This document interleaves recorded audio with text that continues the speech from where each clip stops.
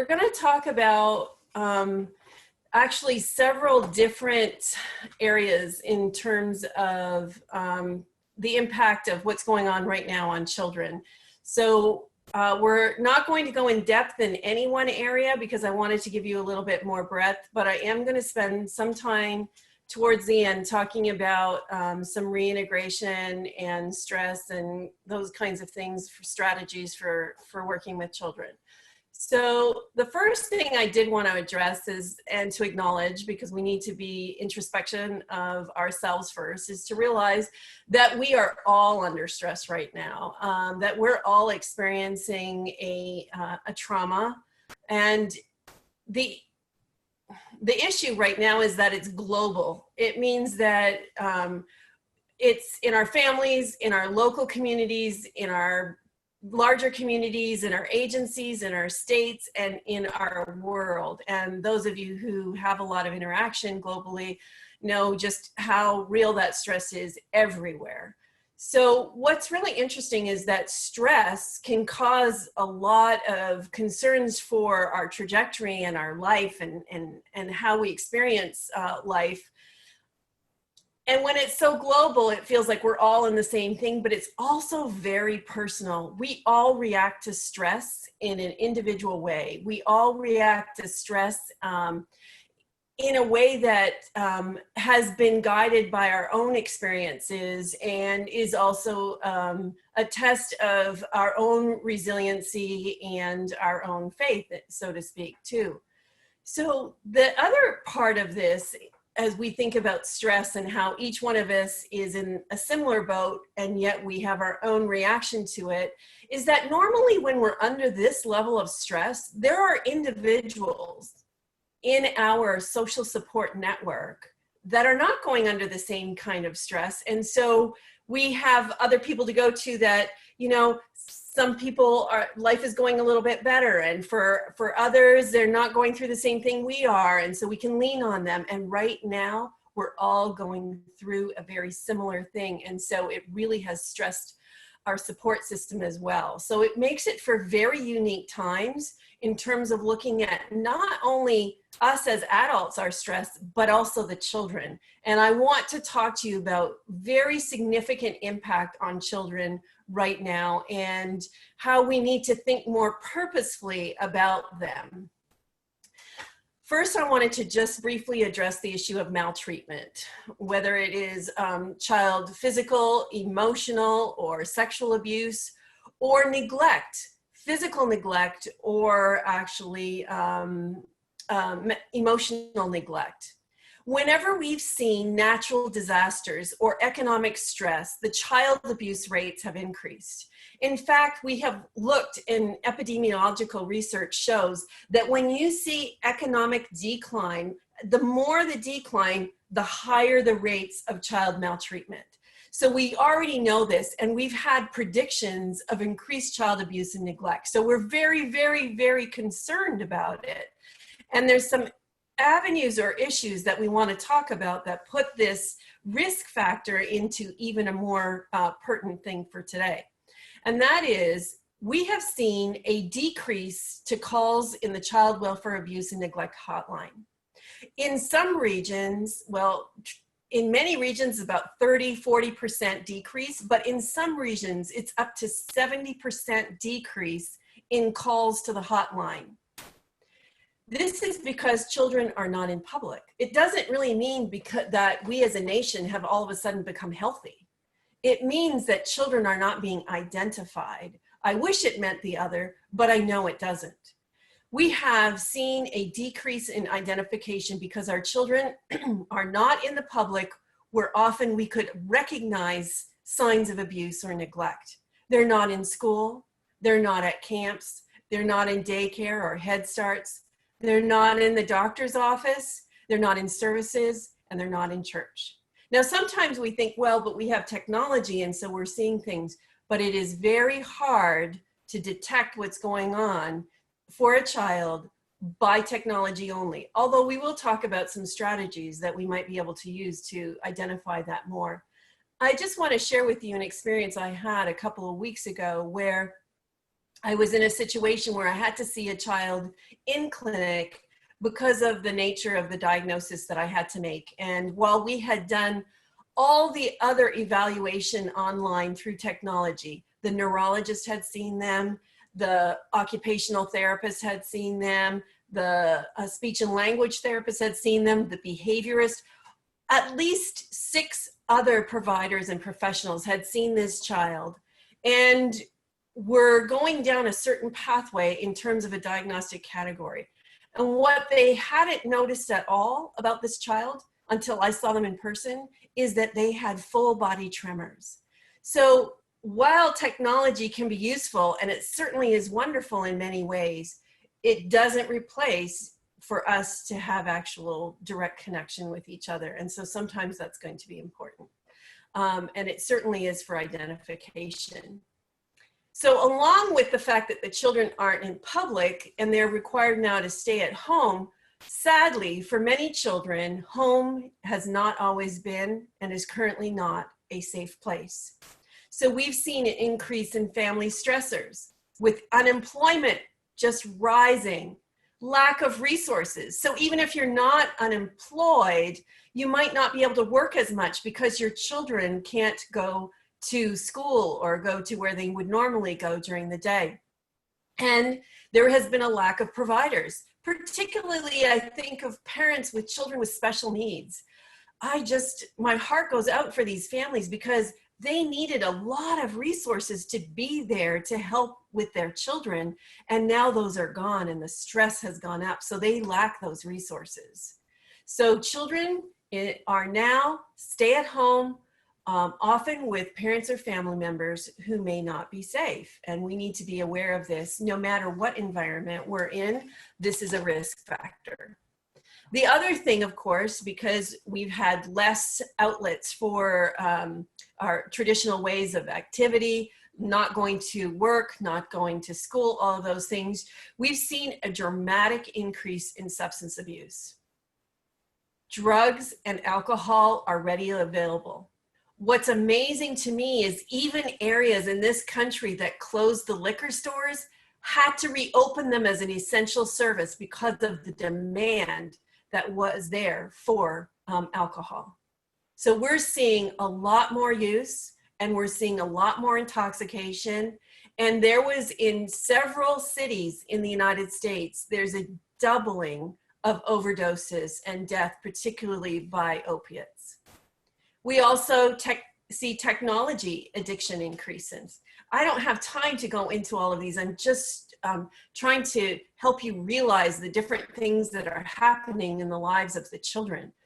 But I can tell you this, the longer that you spend time on technology, the more you have increased behavioral concerns. So if we're going to be spending more and more time on technology, it's hard, because it's so addictive, it's harder and harder to get away from. We see behavioral issues coming up in children. And we actually have we have residential treatment programs for children just to deal with technology of addiction. And these, we haven't even addressed yet what's happening post-COVID with all of this issue. And of course, there's increased frustration in the home. You know, as much as we all want to love each other and be there for each other, sometimes our unique individual personalities, we can create some friction. We're not always the most patient. We're not always the most kind. And so just families rubbing against each other has some friction sometimes. And, but what we've seen in families where there isn't good resiliency, where there isn't good strategies and coping, and there might be these other chaotic issues in the home like substances, etc., we've seen an increase in domestic violence. No matter where I've gone and what ER doc or law enforcement officer I spoke to, one of the most horrifying things right now is the severity of the domestic violence that's seen. And part of that is because there is no escape and there's less being seen. So until it becomes very, very dramatic, we aren't seeing what's happening in the home. So we've also seen an increase in the severity of abuse and neglect. So we're not getting as many reports, but the ones that are being identified are often identified through the ER, through the fact that these children without medical care might not have sustained life or would have been in very serious problems. And so those are the ones that we're actually seeing. So we see also for children, they might have been in a home that was abusive, but now they're spending increased time in these traumatized situations and not able to escape. What one child said is, what I hate about stay at home is that I have nowhere to go to try to run away from home. There's nowhere for them to run away to. And the only place where they often run away to is the street. And right now, the street has only, because so much is closed, the only thing there is dangerous and or not healthy for these children.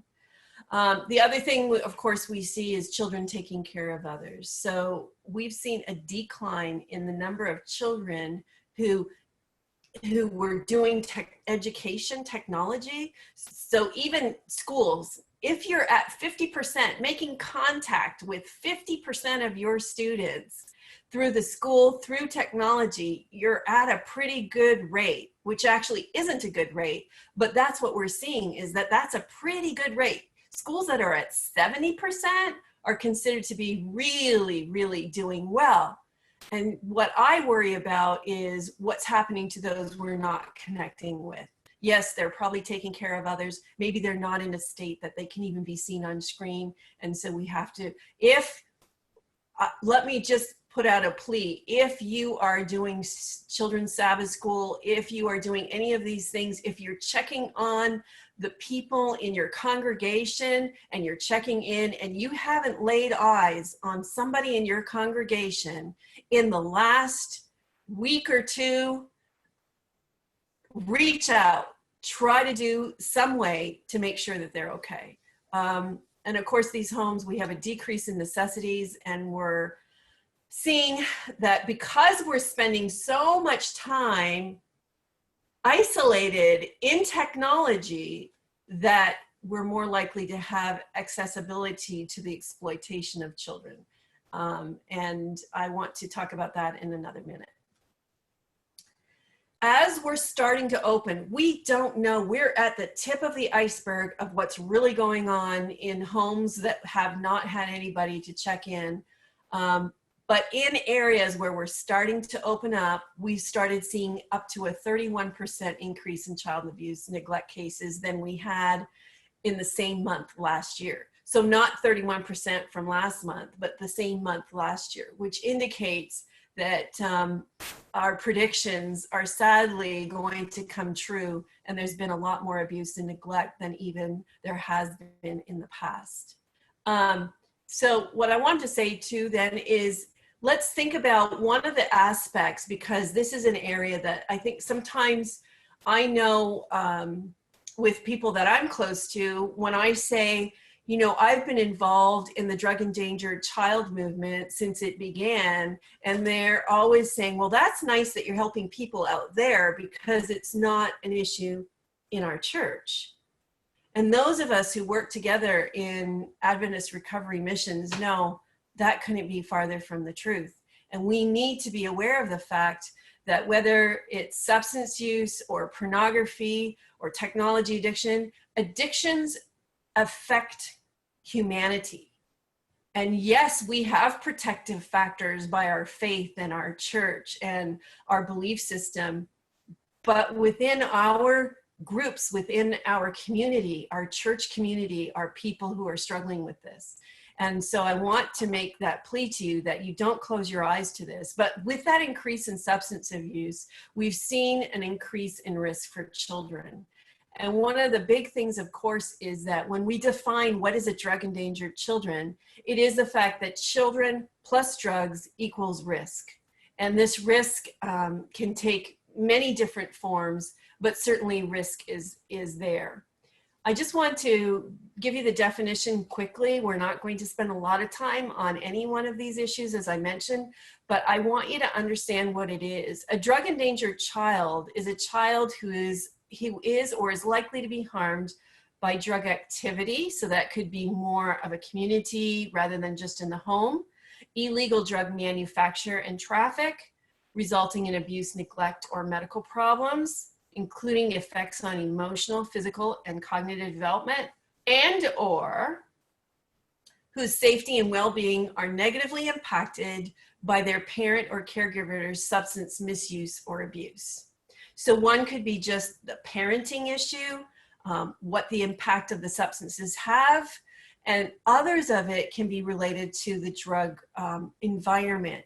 Now, we used to think, well, you'd have to be pretty deep into the drug culture to be manufacturing, but now with marijuana grows, I'm seeing it more pervasive in many homes that we might have not thought otherwise to have a drug culture in them.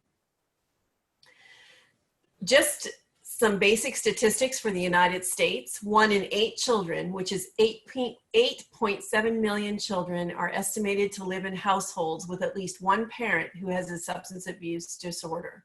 This means misuse of substances, not just substances in the home.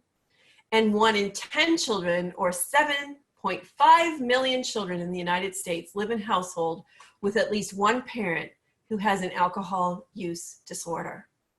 It's spread broadly, trust me.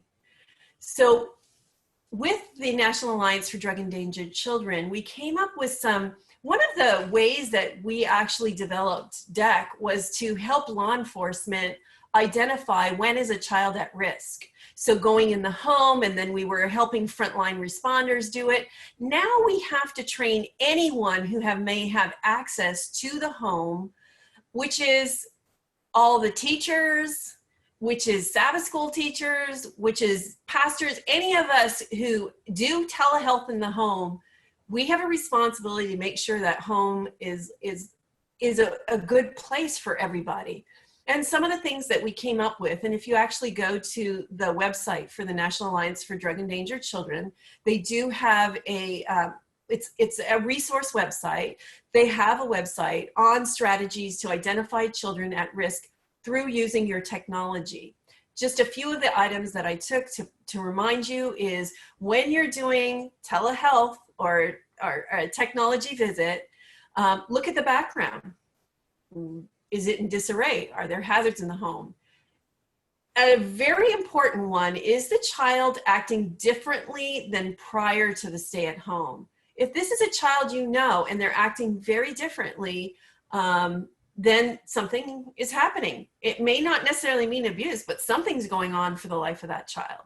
Is this child fearful? Are they shifting in their seat or not making eye contact or having difficulty speaking, and that's not been more normal for them? Then something is happening. Is there yelling in the background? Is there inappropriate conversations, or what is the media on in the background? I just did an evaluation yesterday of a baby, and the media that was going on in the background while I was evaluating this 5-month-old baby was just horrifying to me. And of course I addressed it after, but sometimes because one of the things is we're getting comfortable with technology and we're forgetting boundaries. There's no boundaries. So it benefits us if we want to see what's going on, but definitely the idea of boundaries has just started to fade in terms of what's appropriate and not appropriate for our children to be around. When a parent or caregiver walks in view when you're talking to a child, does the child act differently? Are they showing a different themselves during that time? The other thing, when you go on the National DEC website, these are some of the different things of resources that I thought you might be interested in. Children at risk, evidence. How do you identify a child at risk? So they have a whole little description of things that might be useful. Are you a teacher? Helping children during coronavirus may look different, and some of the strategies that you might want to look at. And making an effective call to a child abuse reporting hotline. Sometimes we take for granted, we think everybody knows how to do this, and we don't. We don't understand that, and so there's some good information there if you feel a child's at risk, how to do that. So I encourage you to look at the National Drug Endangered Child Alliance website. So I mentioned briefly at the beginning the issue of child sexual exploitation. It is really sad the amount of children that are being exploited sexually, whether it is through technology or whether it is in terms of sex trafficking. And I think it's horrifying to realize that I think they said the average age at which children are brought into the sex trafficking trade is around 13 or 14 years of age. And your lifespan, if you're brought into that trade, your lifespan is about 10 years because of the diseases and the impact on your health. And it's pervasive. I sadly know children in this trade. I sadly know people who've lost children to this trade. And now we're seeing that children who are on technology without any monitoring are at much higher risk. But I just wanted to make the connection for you about a home where there's substances and the exploitation. Children are often a silent victim of substance abuse. The environment and the relationship to that environment often puts them at high risk for themselves to become drug users. And that need, just that need to belong, to be loved, to all these different things that are a part of their life, puts them at highest risk for exploitation. And we, once again, don't have a lot of time to go into that, but I do want to let you know that having spoken and been a part of a national brainstorming group that's looking at maltreatment for children, we had one of the investigators from the federal government who's looking at internet hits related to exploiting children, and they reported that internet hits to exploit children has quadrupled in the COVID era. Quadrupled. Things like coming in and making a connection to a child, acting like their teacher, acting like whatever, and show me this in your room and show me that, and all kinds of things that you can't even imagine, that children are obeying the requests of these adults that get on into their lives through technology. Just in the month of April, there were over 2 million attempts to exploit children online in the United States alone. And so I can't emphasize enough how much we need to talk to our families, talk to parents about the need to make sure that when children are in technology, that it's in an area where parents are around and can monitor, where parents might be able to see who it is that the child is engaging with, to make sure it is a reputable adult and it is somebody they're supposed to be engaging with. I can't emphasize enough how much we need to watch our children on technology.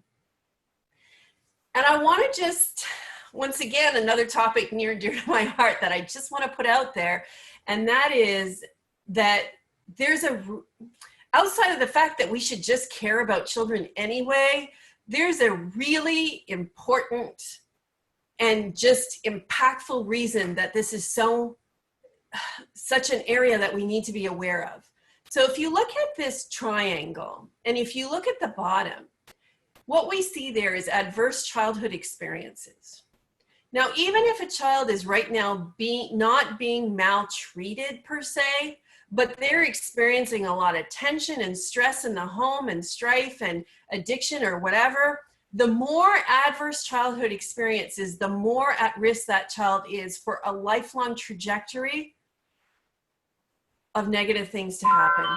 And so what I want you to, oh no, I just lost my slide. Okay.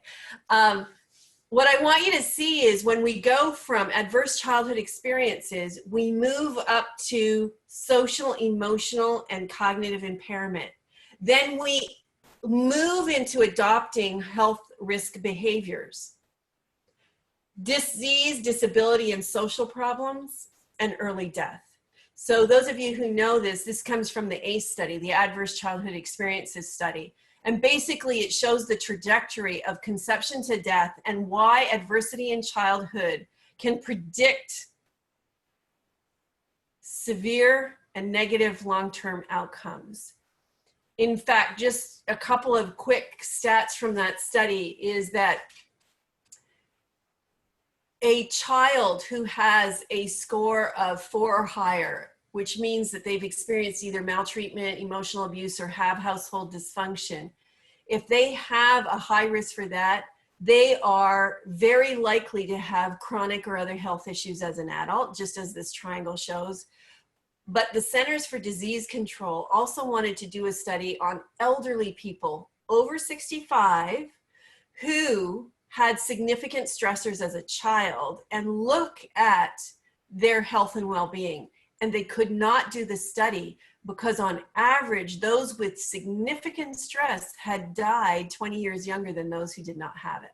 So I am talking about the fact that we need to be there for children during a time of need, but I'm also urging you to realize that by being there now, we can save a child's life and also change their trajectory to make it more fulfilling and health-filled.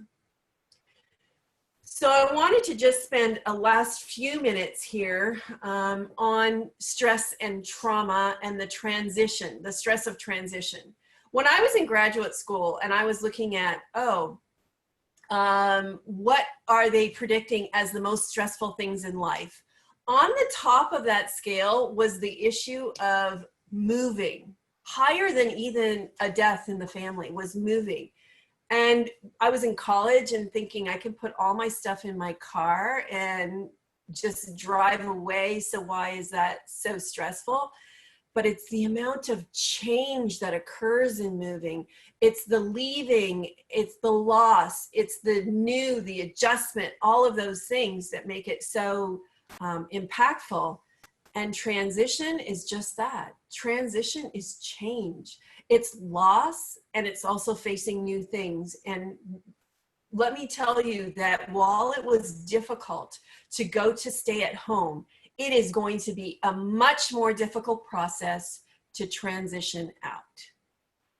And there's a lot of different psychological reasons for that, of which I want to just touch on, because if we're going to help children, we've got to realize that this is a stressful time for them. So some of the psychological aspects, remember at the beginning I said we all handle stress differently. Well, we all handle this change differently.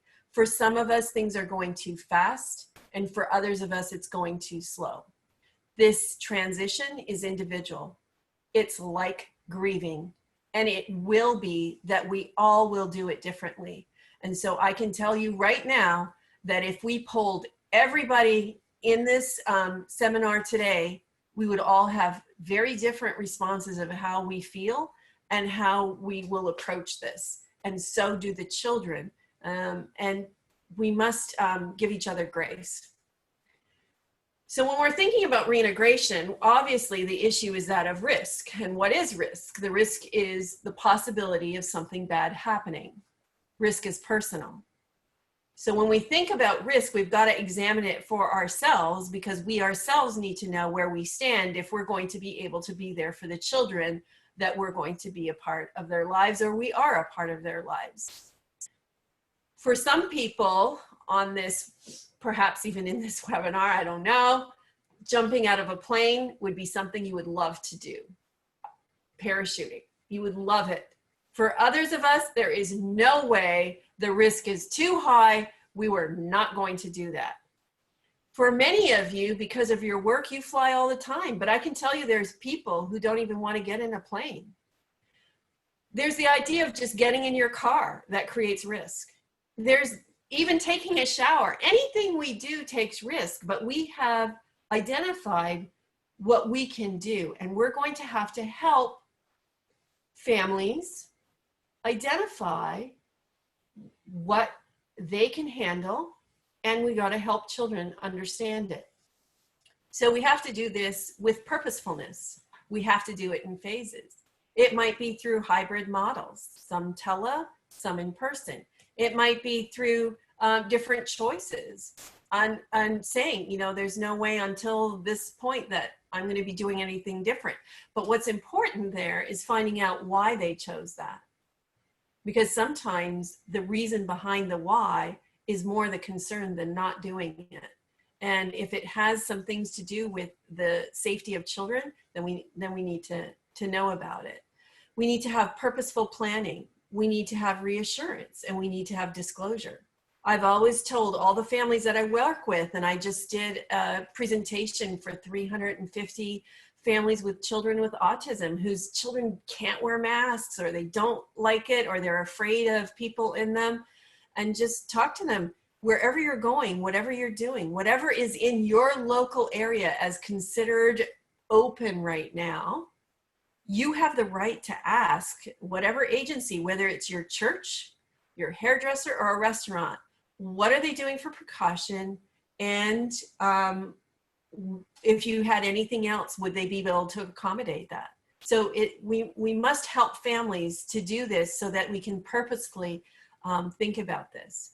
Just some things that might help us think about risk and help people think about the risk is that the reintegration and personal protective equipment like masks and gowns and stuff. So this data, although it was done in San Bernardino, also right here by Loma Linda, we have more data that came out of New York. And in New York, they show, if you look at the rates here of healthcare workers, those that are actually working with people who are positive and have had the disease versus the general population, you can see that the base rate, obviously everybody's at risk for getting it, but the base rate, even when you're in a risky situation and you've taken precaution, your base rate is lower than the general population. So that gives us at least some assurance, or at least some awareness that making sure we do things in a healthy way can make a difference.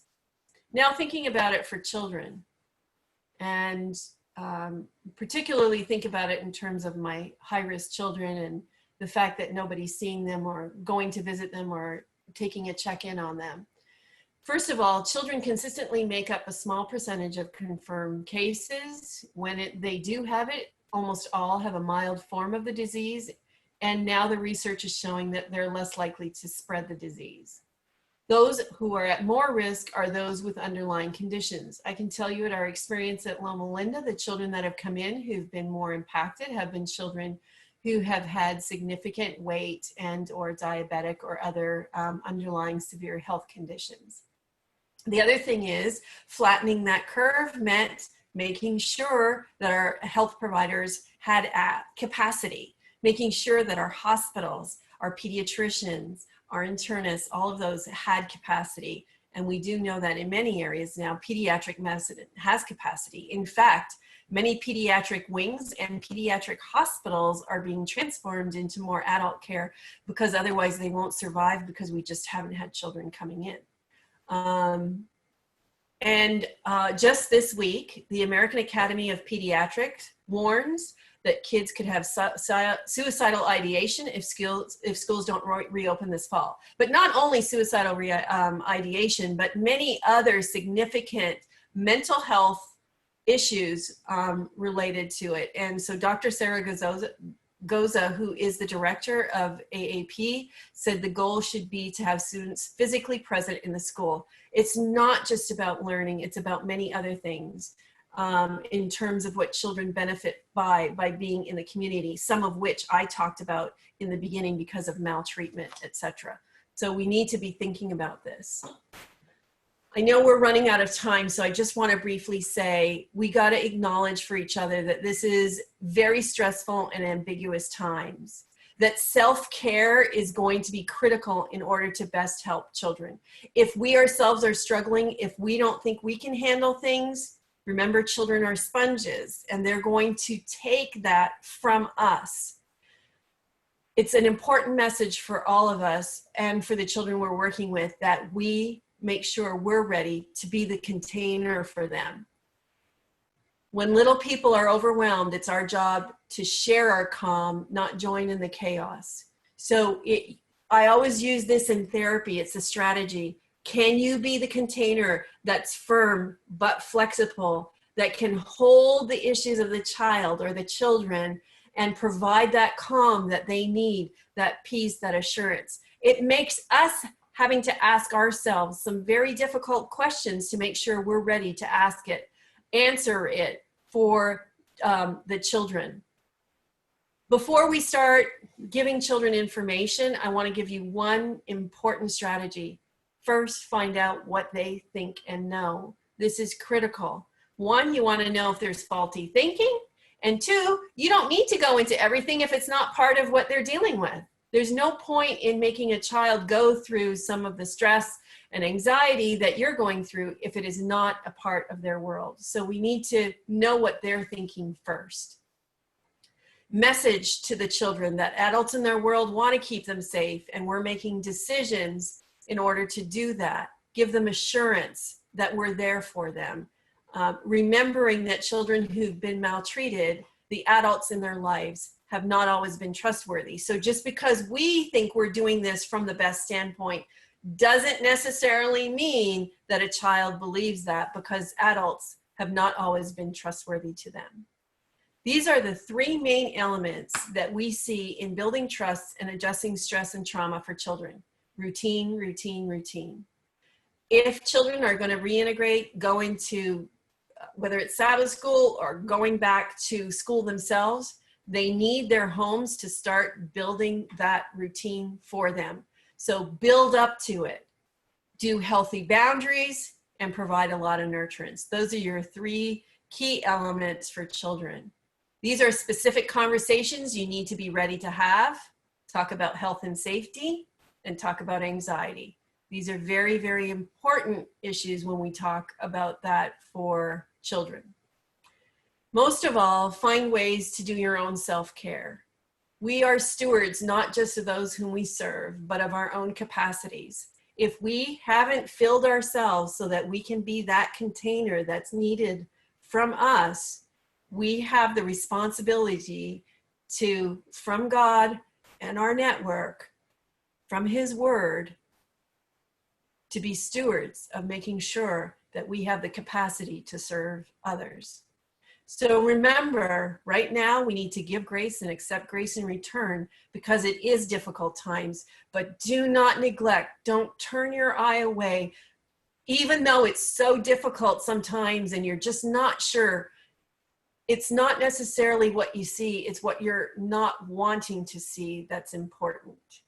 Remember that repeated experiences in positive relationships will lay down a positive trajectory, no matter if you've had a negative experience in life. And we can be a part of those repeated experiences for the children. So to conclude, resiliency is you. Be that environment the child needs and pass it on.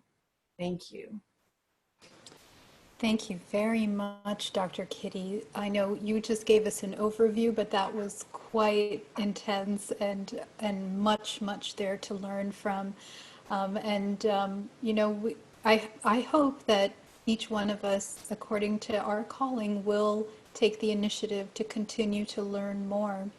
We want to hear now from Dr. Peter Landless, who is the Health Ministry Director for the General Conference. I'm very thrilled to have Dr. Landless with us today. He is a colleague and a wonderful friend. He also serves as the Executive Director of the International Commission for the Prevention of Alcoholism and Drug Dependency, and has much experience in these areas that we've been addressing, and brings so much depth and wealth of perspective to the work of the church. And he is also an ordained minister, so he brings several different layers of perspective. Dr. Landless, thank you so much for being with us. Thank you so much, Dr. Angie. It's a privilege to be with you and with your entire team and in the seminar. And I have a vicarious joy and pride whenever Dr. Kiti Freier Randall presents, because we have worked together. I won't tell you how many years, because I may look it, she doesn't. But we have worked on this and together in these areas. And I am so thankful for the tremendous passion that Kiti brings to this entire subject. And we as a church are very blessed, because through her unstinting ministry and colleagues who have worked closely with her, there has been a whole turnaround in the last 18 years of how our church views some of these very important issues. And having worked a lot with people who are addicted and the International Commission for the Prevention of Alcoholism and Drug Dependency and our Institute for Prevention of Addictions, a term that often comes to my own thinking in this setting is when we're dealing with children, and it can be viewed when we're looking at fetal alcohol syndrome, for example, we're dealing with those who have no voice and have no choice. And I love the way when Kiti spoke with us earlier, she said, when little people are troubled, you know, do we really realize how troubled they are under these circumstances? They don't have a voice, they don't have a choice. They are swept along in this uncertain time in which many of us are really struggling, if we're really honest about it, with not only the current reality, but what is going to happen into the future. And Dr. Kiti, thank you for sketching that so clearly, even in the short time that you had. And so what can the church do? What is the church's role?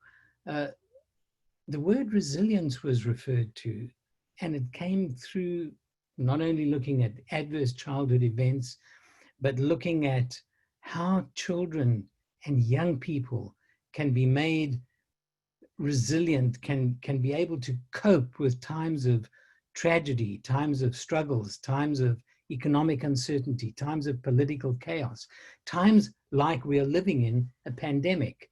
And there are some very simple things the church can do. Number one, the church needs to realize and acknowledge that there is a problem. Ignoring it does not make it go away. So we can say, well, you know, after all, we're Adventists. We don't do this sort of thing. Sadly, the surveys tell us that this is a problem in our own groups. And so we need to recognize it. This is one of the things the church can and must do, and that is recognize that these occur in our congregations, these problems, these challenges, because we are made up of a microcosm of what the world is itself.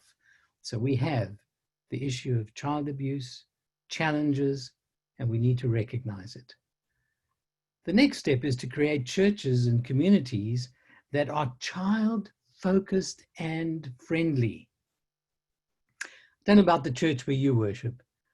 Is the church where you worship one where if children cry or laugh or giggle, there are stares that go from people who may look a little bit like me and thinking, how come they're disturbing us? Or is it a place where children are welcomed, where there are places where they are catered for and also integrated into the church? You know, resilience is something that is so important. And the way that children develop it is when we welcome them, when we love them, and when we know their names. Do you know the names of the children in your church? Do you? Do you know the names of the children in your neighborhood? Do you call them by that name? Have you noticed, and I've noticed this, I've tested it out when I used to travel before COVID-19 came out. Even if you're standing in an elevator and you're in a conference and children are around and you recognize their names and you see them the next day going down to breakfast or going back from breakfast and you greet them by their name, they gravitate towards you. They begin to think that you're something special and something important. We need to do this kind of simple thing where we just recognize, love, and focus on children. And it would do no harm to educate our churches on the issue of adverse childhood events, not only in the way that they understand children, but that the way that we understand ourselves. And as we in health ministries strive to help in all the areas of life, be it in diseases, psychological issues, whole person well-being, understanding adverse childhood events and the effects they have on the incidence of high blood pressure, diabetes, and all those things, but what it does to children and recognizing that. So what can the church do? It's a church in which the pastor and lay leaders take seriously the words of Jesus, where your treasure is, there is your heart also. Jesus also said, bring the children, let them come to us. Put them in the line items of the budget. Make each church a place of physical, emotional, social, and spiritual safety for children and youth who enter our premises. Let it be a church-centered ministry that naturally reaches out from within the church into the community, because we know that the things that have been talked about today are extant in the church and sadly much more so in the community. So a happy church, one which will be relevant and play a role in children, in their lives, in recognizing child abuse, in preventing child abuse, and particularly as we look in this very stressful time of COVID-19 and reintegrating back into society, which Dr. Kiti, you said is going to be a lot more difficult than shutting down. You're absolutely right. And when love is our motivator, our attitude will be that of Christ, who unsparingly practiced unconditional acceptance, affirmation, and encouragement, not only to the children, but to the parents who struggle, as many of us do. May God bless you as you take these messages that Dr. Kiti has so beautifully enunciated, take them back to our congregations, take them back to where we work, and determine by God's grace to be the difference. Amen. Thank you very much, Dr. Landless. That is a moving call and invitation to each one of us to be a positive difference. It is good to know that there are churches who are making strong strides towards helping those who have gone through abusive relationships or situations, and that your world church, as well as the church here in North America, has had this as an emphasis for many years. So I want to introduce you to now to Erica Jones, who is the Assistant Director of Women's Ministries in the North American Division. She received her degree in English from Southern Adventist University, and her primary ministry in women's ministry is working with teen girls and developing resources that address the real needs that they face. She also dedicates time to the continuing emphasis in women's ministries on abuse prevention and education. And Erica is here with us to share with us more about how we can be engaged in this. Thank you, Erica, for being with us. Oh, thank you for having me. It's always a privilege to be able to speak with my brothers and sisters in Christ about something that I feel is really imperative at this time in our world to get right. And I just want to echo what Dr. Landless said. We've in times past, it's been easier to kind of pretend that some of these things don't happen and leave them over hidden in a corner. It is difficult to open the door and see what's really going on. And so I just want to spend just a few minutes sharing with you what End It Now has been doing, will continue to do, and some of the projects that you may be hearing about in the coming year. So End It Now is an initiative of the North American Division. It is multi-departmental. It is a very collaborative approach. So I want you to know that we all work together, family ministries, children's ministries, youth ministries. We're working together to prevent and address abuse in our churches and our schools, as well as our camps.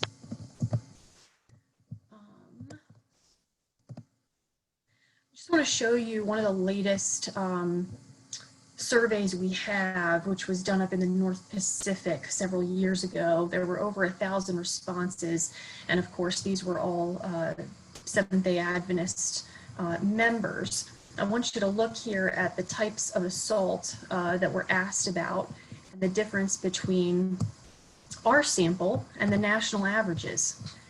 In every category, we were either right on par or above the national average.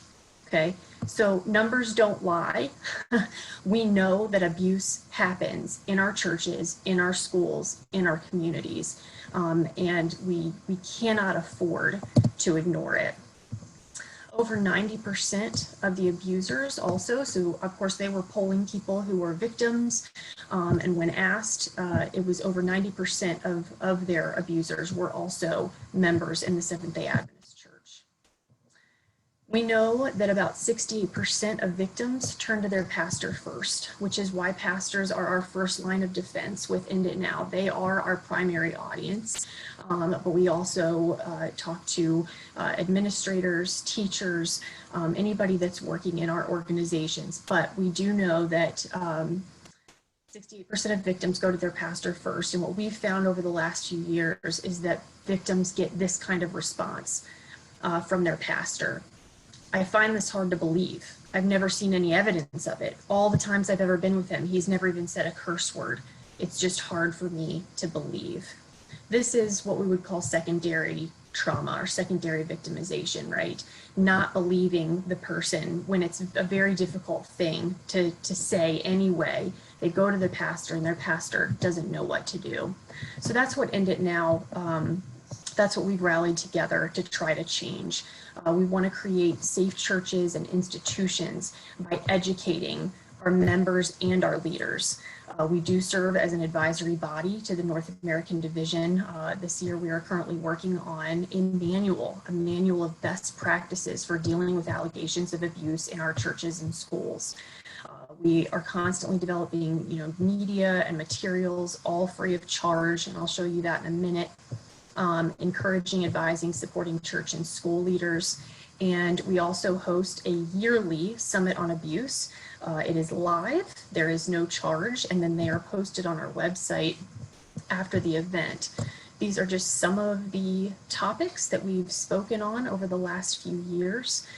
This year we will be focusing again on intimate partner violence, but more specifically, we feel we've built an awareness across the division, and now we will be more specifically focusing on what can you do in your local church. Here are the tools. What can you do to prevent this, to address this where you live? And just very quickly, you heard Dr. Landless and Dr. Kiti talk about the adverse childhood experience. We actually presented that to seminary students last year at Andrews University. We wanted to see where they ranked because, again, first line of defense very often for victims, and they are our shepherds in our local congregation. So we wanted to say, hey, how many of these things have affected this next group of pastors that's going out into the field? I won't go through all of these, but I think you will be as surprised as I was maybe to see the physical abuse, the sexual abuse, the pornography use, regret, substance abuse, addictions. These are the numbers that we got, and these are literally from last year's seminary students at Andrews. It does exist in our church, and we did not do this to point fingers or say, well, you shouldn't be a pastor. It was to raise awareness and say, if just us sitting in this room, if those of us sitting in this room, if our numbers are this high, you can imagine that the people then that you are going to serve, those numbers exist in those pews, and we cannot afford to ignore it. I want to very quickly switch and just go through the website very quickly, and I do this because there's been quite a bit of confusion. There is an End It Now website, but that is not us. The End It Now website is part of the General Conference. You're certainly welcome to visit it, but I'll tell you, they usually send people to us. We are constantly updating our website. All of our resources are free. So just to walk you through this very quickly, the summit this year has been posted there. It's November 13 and 14. Again, that's going to be live, so you can click there for more information. But if you would like to watch past videos from the Summit on Abuse, those are also archived here. We have a section on church safety, which includes how to respond, child protection, our Adventist screening verification. This is background checks for anyone working with children. This is a have to. It's not a, well, we should. This is something we have to do. Dealing with sexual predators in church. And then I won't go through these, but again, all of our resources are free. I will just click here. This material is available to you. You just send a request form to me at enditnow@nadadventist.org. We have a decision tree to kind of help you work through how to actually help a victim. If you want to hold an emphasis day or a rally, everything is available in English and in Spanish. So I just wanted to make the distinction. This is End It Now North America. enditnownorthamerica.org. Just wanted to make that distinction so you were aware. But just to finish up here real quickly, Summit on Abuse, November 13 and 14, we will have an emphasis on protecting our children and youth. We are also currently working on church campaign kits. So this would be a toolkit for churches to use to very in practical ways protect their children and youth and to know how to navigate these difficult situations. And we will also be releasing brand new child abuse resources at the end of the year. Please feel free to contact us if you have any questions, concerns, or you'd like to get involved and know how you can help in your church. We are available by website, email. We're on Facebook, Twitter, Instagram. So help us shine a light on the evil that is abuse, and together we really can end it. Thank you so much, Erica. There really are a wealth of resources there. And as we saw with those numbers, there's a wealth of need. So I do hope that you will continue to look at those resources. And if your church pastor has not heard of End It Now and has not attended the free online seminars, please encourage them, please inform them and let them know that this is really important to the church. So we are going to switch gears now because we don't want to simply talk about the issue. We want to become involved in solving the issue as well. So we're actually going to switch into breakout groups for just a few moments where you will all have, you will be automatically put into a group where you will have a conversation. You have a group leader who will lead you with this discussion. And we just have 10 minutes in the group, and then we're going to come back and share our conversations with each other for very briefly. We're going to keep this brief, but this is very important because it's not enough to talk about it. We really need to move to action. So I'm going to share my screen very quickly here so that you see who the session leaders are. One of these individuals will be the leader in your group and the questions. So leaders, I hope you have taken note of your question. And Phil, let's go ahead and send us into the breakout groups. Okay, welcome back everybody again. As we're all coming back into our main session. So we're going to just go group by group, and if the group leader or if you've designated somebody as the reporter, if you could just share with us briefly the thoughts that came from your group. For our first question, what are some creative ways that the church can be aware of a child's physical and emotional situation? So that's our first question. We have 3 groups. So we're going to start with Byron Dulon. We didn't have enough time, but here's what my notes say. One was just listening to the child, listening to children, listening to their general talk and whatever. Of course, I think that kind of predicated upon being at church together, and we aren't at church together now, but listening to the children.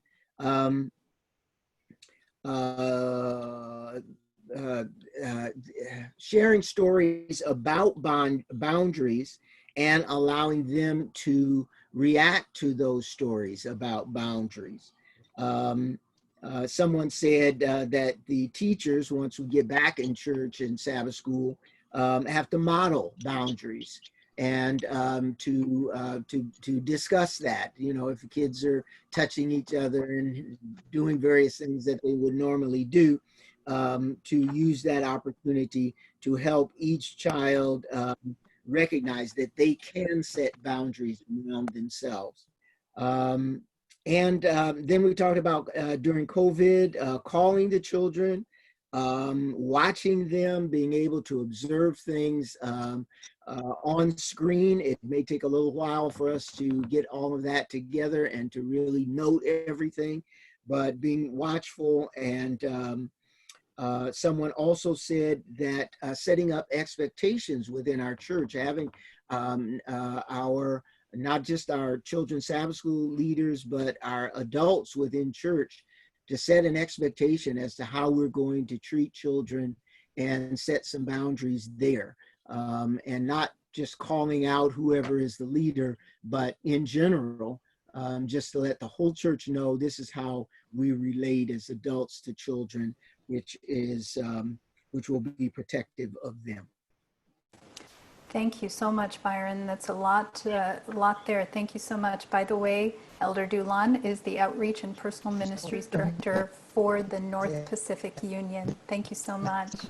Let's now go to Carolina Ramos, who is the Health Ministry Director for the Columbia Union. Hi, everyone. So our group, we all had a lot to say about finding creative ways, but we narrowed it down to 3 major areas.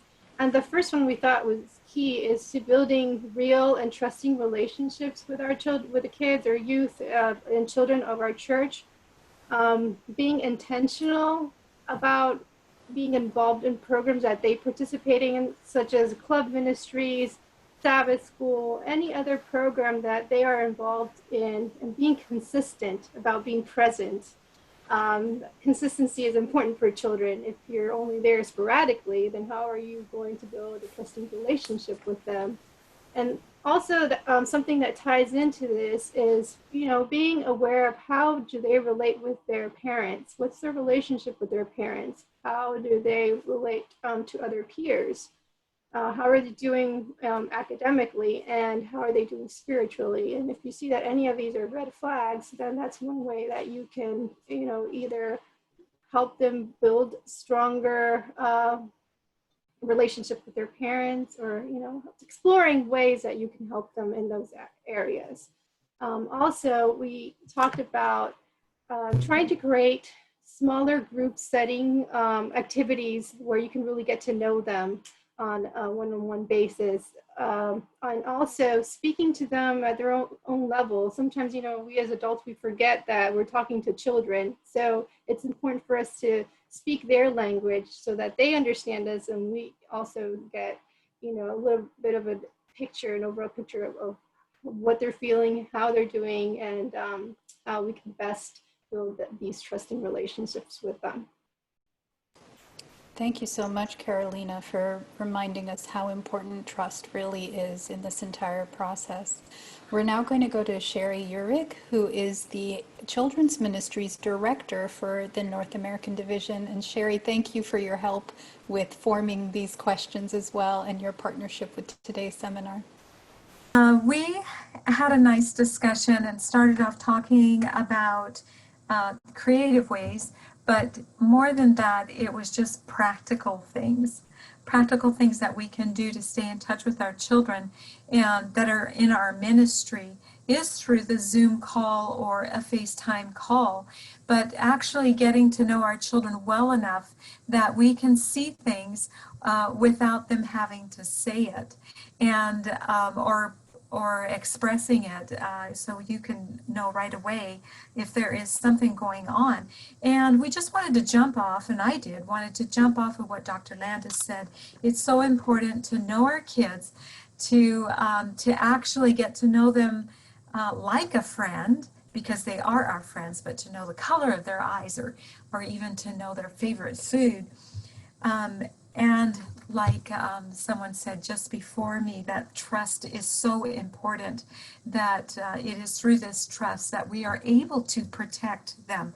What I wanted to add more is one more thing is that not only to get to know our students, but also to get to know the parents, so that there is this chance that we can help a parent that's going through this stress so that something will not happen. But just to be there to listen and to be empathetic and compassionate with the parent and the child. One suggestion that was made that I thought was really good was asking a child, while you're getting to know them and doing little games and stuff with them, is to just have them draw something. Maybe have them draw what they think the COVID-19 looks like. And you know how kids are just so fun when it comes to drawing things. That is just almost a book in itself, their drawing. And so I think what I would end with is like what has been said before me, is to get to know the children, set the boundaries, and tap into that trust. Thank you so much, Sherri. And thank you to all the groups for your presentation. We're going to go to the next question now, question number 2. What are the considerations for your local church when it comes to reintegration? And we're going to start with Dr. Peter Landless. Dr. Angie, we delegated a speaker. The pastor is going to speak for us.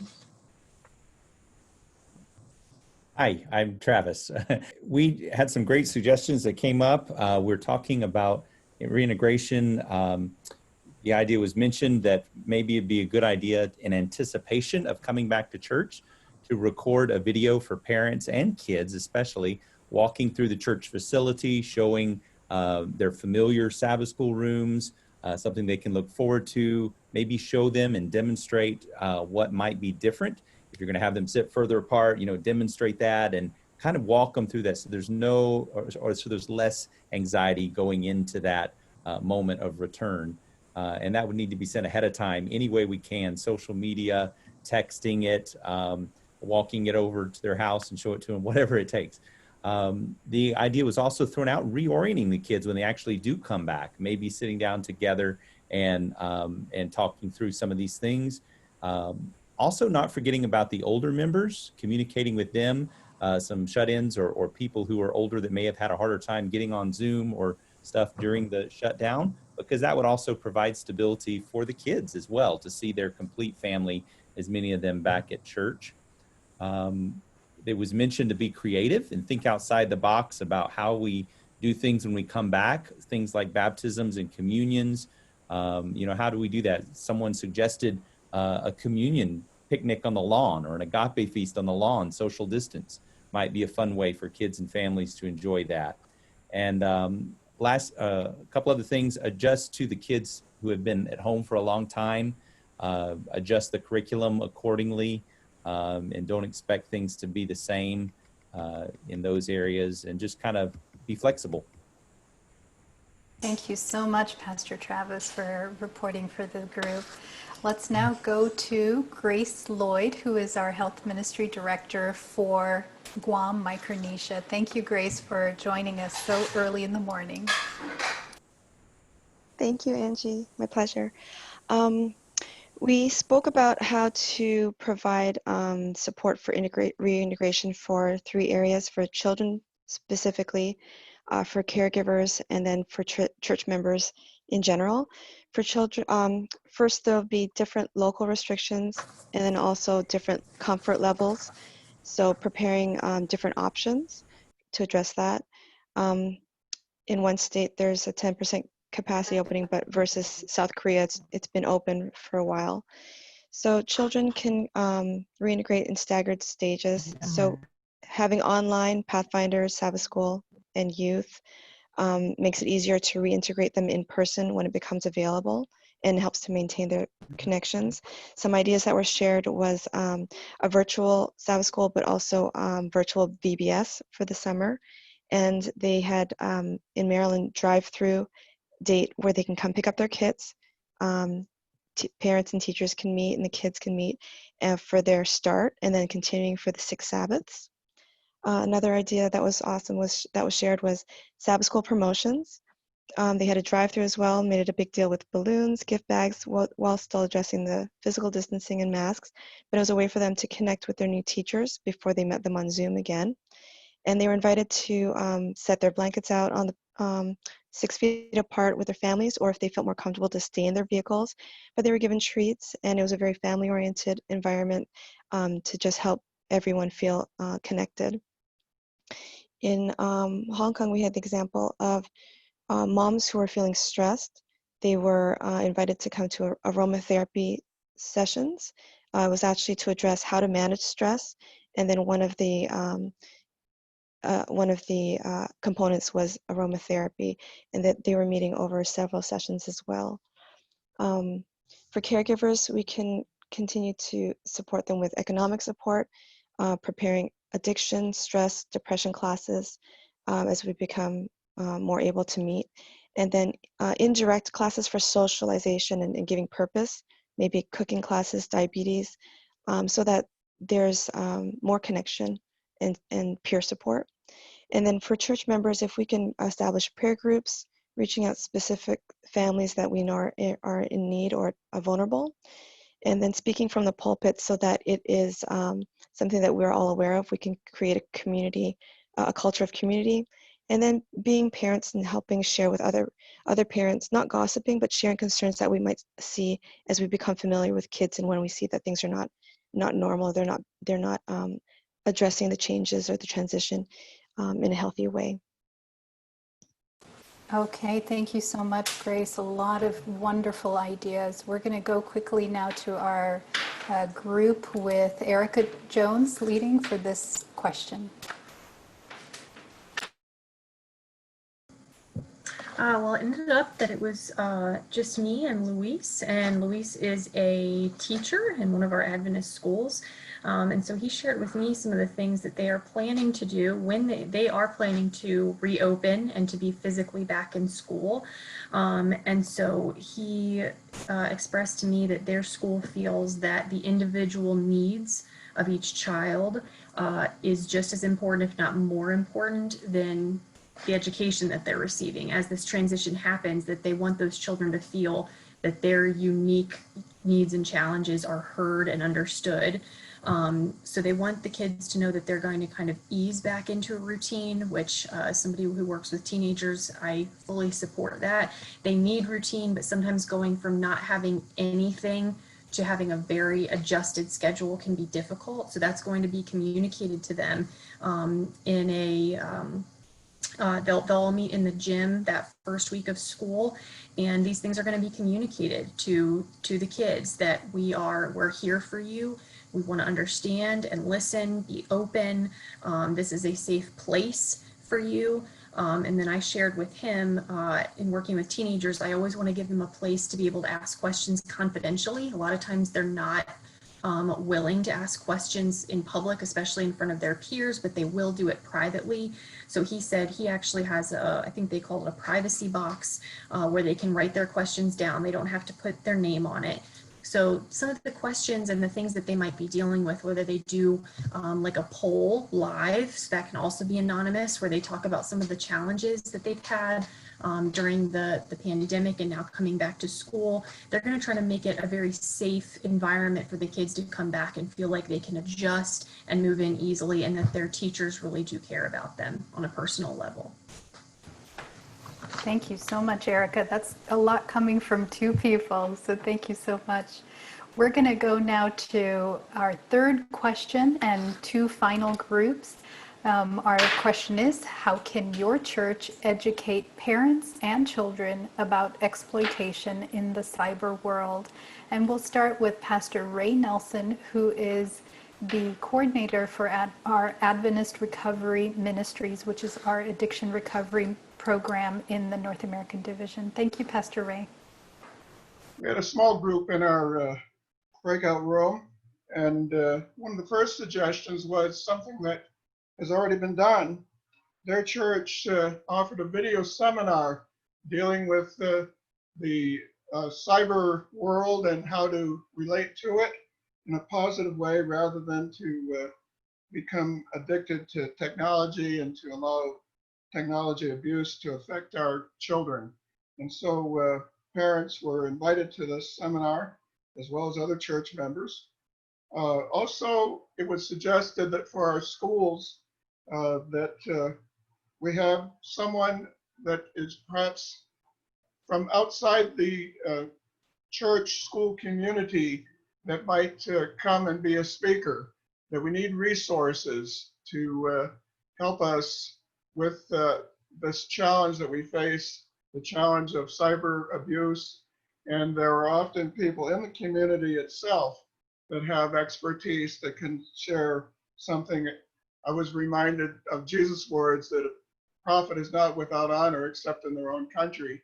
And so it's sometimes well for someone other than a member of the church or the pastor to or school teacher to speak to the subject. And then one final participant shared the importance of being more vigilant, simply being aware, and to help our church members and parents be aware of what is happening as far as our children in the cyber world is concerned. Thank you very much, Pastor Ray. Yes, prevention is also an important part, but also the good use of technology as well. Thank you so much. We're going to go to our last group, and we have Jerry Lopez, who is the Assistant Director for Children's Ministries in the North American Division. Jerry, thank you so much for facilitating our group here. Yes, thank you very much as well for the opportunity. Our group as well wasn't a large group, but we discussed the question, and one of the things that was brought up or that was mentioned is to resource parents, to educate them is super important because so many things change, right? One of the things that was said was to hold continued sessions with parents as technology evolves. That way parents are able to understand and know ways that children are targeted.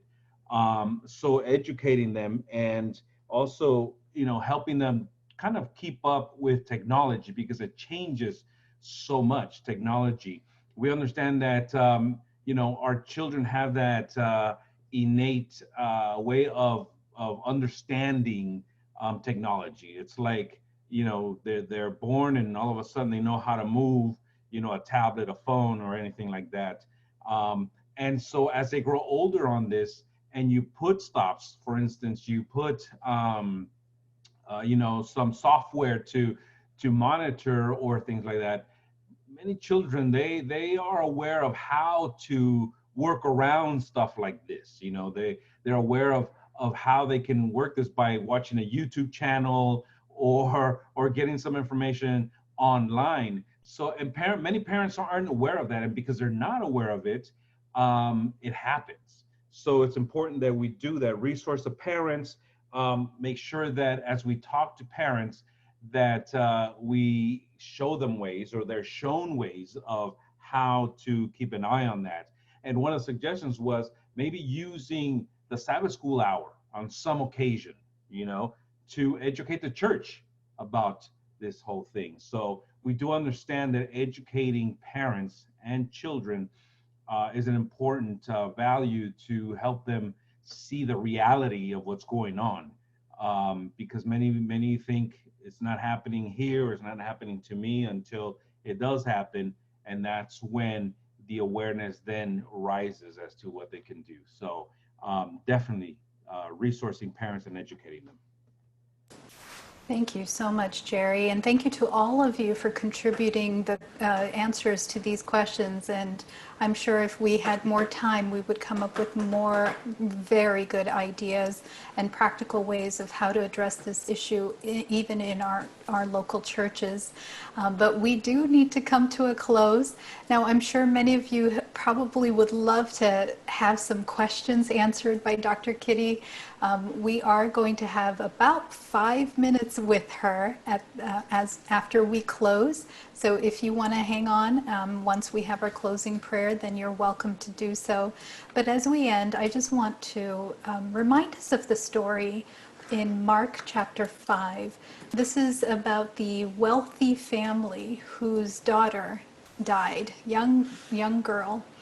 And as Christ was invited to come and comfort the family, he comes and finds that there are many people waiting outside, and they're mourning and weeping and crying.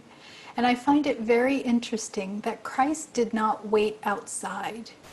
Of course, he was grieving the situation as well, I'm sure, but he did not just stay outside. He said, I'm going to go in and make a difference. And I believe that's what he is calling us to do as well, to enter into the situation and make a difference, and maybe even bring new life to a young child who is really, really struggling. Now we need to learn how to be equipped to do that appropriately, safely. And there are many considerations, but the key point here is that Christ did not just stay outside. So we are going to have a closing prayer by Sherri. Thank you again, all of you, for being with us, for your contributions. We will again have the recording on our website, and for those of you who need that information, our website is nadhealth.org/ministry goals. And also mark your calendars for our next session on July 28. So thank you for being with us today. And Sherri, thank you for your prayer as we close. Jesus, we do thank you so much for being with us and waiting for each one of us to come. And you were in each of these Zoom rooms, listening carefully to what was being said, because we are talking about your children who are very, very precious to you. I pray that you will continue impressing upon us what we need to be thinking about, the actions that we need to take, and also, Lord, that you will be with each family that's represented here, that they will feel your warmth right beside them. In the precious name of Jesus, amen.